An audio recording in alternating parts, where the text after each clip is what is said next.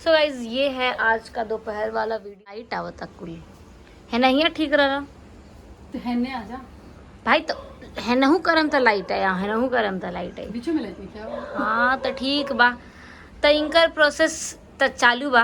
अब हम सोचे था नहीं कि भोजपुरी में ब्लॉग करी। बिहारी है तो बिहारी में बोल रहे हैं हम।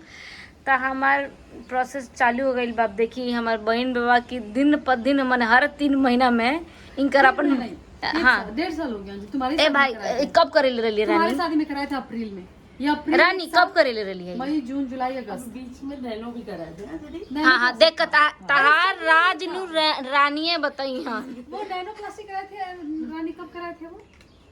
लोग अब चालू हो गई बा। तो आज हम सोचे था नहीं कि हम भोजपुरी में बोली, ठीक बा। तो कैसे कि भोजपुरी हमार उहे भाषा क्षेत्रीय भाषा हुए ना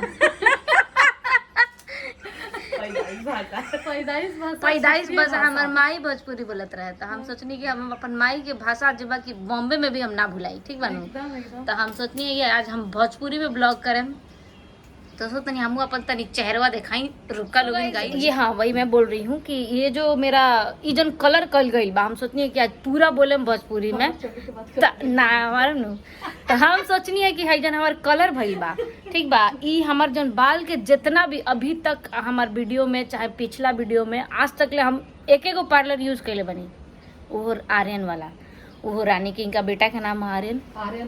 आर्यन सलून जो रघुलीला वाशी में है, ठीक है। तो जब रानी के हमने के आज से नहीं जानत सर, हमने के मतलब काफी दिन से जानता नहीं। हाँ मतलब 8-10 साल से हमने के जानत नहीं सन। कुछ भी कराए करेला हमने कुछ हूँ कराई करेला, तो हमने के रानी अवेलेबल रहेली। इनफैक्ट हम अपना जन शादी में अपना जन एंगेजमेंट में जौन भी हम नेल आर्ट वगैरह जौन भी एक्सटेंशन कर ले रहनी, वो हम यही जैसे बॉम्बे से करा के हम गए रहनी। तो रानी के ले रही, रानी के सलून में हमारे बहुत सारा चीज़ हम मने करनी। अब मान ली कि मुंबई छूटल तो रानियों हमारे छूट गई, लेकिन हम कब आवत रहनी तो रानी से मिलत रहनी। हर बार जब आवनी तो एक बार जरूर भेंट हो जाला। तब इनका वो तक देखिए अब स्मूथनिंग होता है। अब रानी जब स्मूथनिंग करी हन तब देखिए हमारे मर्द होने गई रही रानी कले रही है। तो हमरा में बहुत सूट करे और काफ़ी लोग तारीफ करे रहे। और मतलब होला नु क्यों कलर करवावेला तो अगर बाल एकदम महंगा गुच्छा गुच्छा खानी हाथ में आवेला, कैसे कि केमिकल ज़्यादा यूज़ करेला, ज़्यादा एथी करेला। लेकिन हमनी के जन दोस्ती यारी देखते हुए रानी हमनी के केमिकल कम यूज़ करेली बाकियों को कम यूज़ करेली, ऐसा बात नहीं है। देखी हमार बहन के बाल मने कम से कम नहीं हो तो 5-10 साल करेला हुई तब बाल बच गई बा। 5-10 साल अगर केहू दूसर पार्लर में कराई सच में तो पूरा एथी हो जाई। 4-5 बार तो करेले ही बानी एकदम ना रानी। लेकिन ये बात भावे बाकियों लोग के हम स्मूथनिंग दिखले बानी, बाल पूरा निकल जाला। लेकिन भगवान भरोसे अभी लेता हमार बचल बा एकरा आगे इनका पूरा बाल बच गई बा। तो रउआ लोग कमेंट में बताएं लोगिन कि रानी के जौन एथी बा, जे भी नवी मुंबई में रहता चाहे मेन बॉम्बे में रहता, वो जाओ और रानी से कांटेक्ट करो। सबसे बढ़िया बात सलून के कि रानी होम सर्विस देली और बहुत अच्छा रउआ टाइम के हिसाब से रानी अवेलेबल रहेली। भले वो 1 सप्ताह के बाद करे, लेकिन रउआ हिसाब से वो आके करिहन जरूर। टाइम आगे पीछे हो जाई चली, लेकिन रहू जब कन्वीनियंट टाइम रही तब वहीं वो करके जाइए। ऐसे रउआ भी इनका के कॉल कर सकते हैं, हम नीचे मेंशन करें इनकर नंबर। हाँ जरा जौन डिटेल्स चाहिए हमें मैं मेंशन कर देम, हम इनका नंबर मेंशन कर देम, रउआ डायरेक्ट कांटेक्ट करी। ऐसा कुछ नहीं कि हम कोनो पेड प्रमोशन करता नहीं, हमरा में कुछ ना मिली, ठीक बा। जौन करिए उनका मिली तो अपन इनका से बतिए 10 साल से ये सब करता रही तो अपना हाँ हमनी के परिवार के हिस्सा बाड़ी। तो हमनी के सोचनी हसन कि मतलब जैसे ना वाला हमनी के जौन डेली व्लॉग शेयर करनी सन, तो हमनी के ये अपन व्लॉग शेयर करता नहीं सन। तो हमनी के जौन अच्छा लागल तो हम शेयर करनी भाई। हम जो भी जेन्युइन चीज बा वो हम शेयर करेनी। ताकि हमारा जोन भी मतलब मजा बावे रोहो लोगी नहीं लोगी ने कर बहुत मजा आई। तब देखा तनी इनकर अब बाल जो ना प्रोसेस जब चालू हो गई बा, प्रोसेस चालू रानी की का करता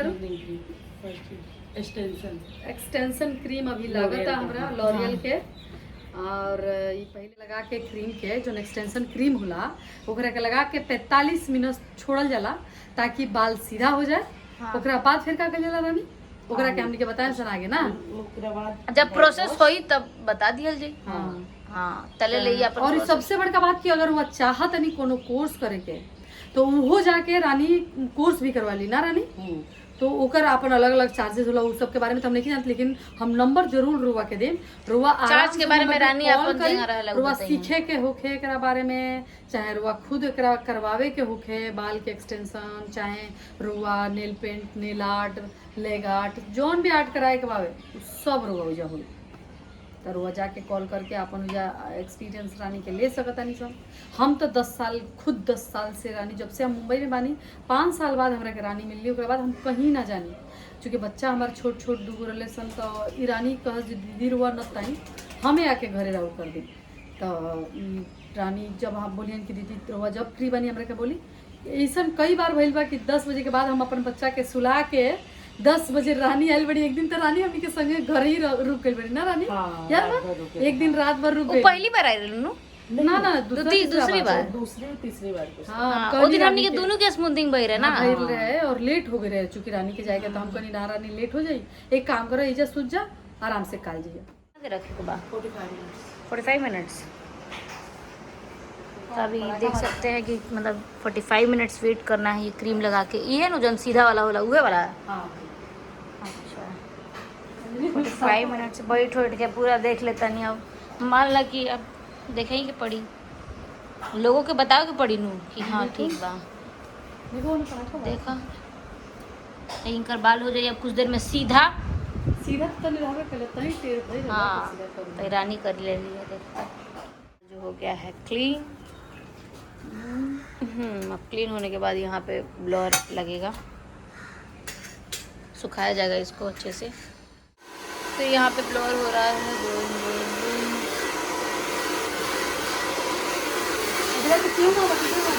देखिए प्रोसेस।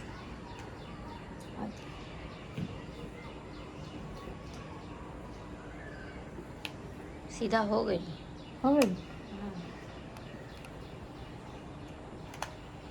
पूरा सीधा हो गया। कलर वलर भी करेंगे क्या? नहीं हैं? ग्लोबल कलर अभी करेंगे, वो नहीं करो बहन, ये क्या कर रही हो? मोहतरमा लाल लाल कर दी, ये लाल लाल काहे कर रही? कलर कस के बोलो, खाई नहीं। डराई नहीं, डराओ नहीं, बोलो बोलो खुल के बोलो। क्या क्या कर रही हो बताओ? बताओ क्या कर रही हो? हाँ खत्म, इतना जल्दी तार खत्म हो गई? प्रोसेस चला 4 घंटा से चला था, उन्हें रानी 4 घंटा रगड़ ली है तब जाके इतना पहुंचला। आज तो मुझको तो जाके सूझ गई। यहाँ पे जो फाइनल रिजल्ट आया है आप देख सकते हैं, कितना ही प्यारा है, कितना सिल्की। और एक बार फिर से फिर ये है काइंड ऑफ प्रोटीन जो बाल के लिए बहुत ही हेल्दी होता और है। दीदी ने जो हल्का हल्का कलर कराया था ना वो आपको देखिए कितना अच्छे से वो शाइन कर रहा है कलर, बहुत ही प्यारा लग रहा है, अभी बहुत अच्छा लग रहा है।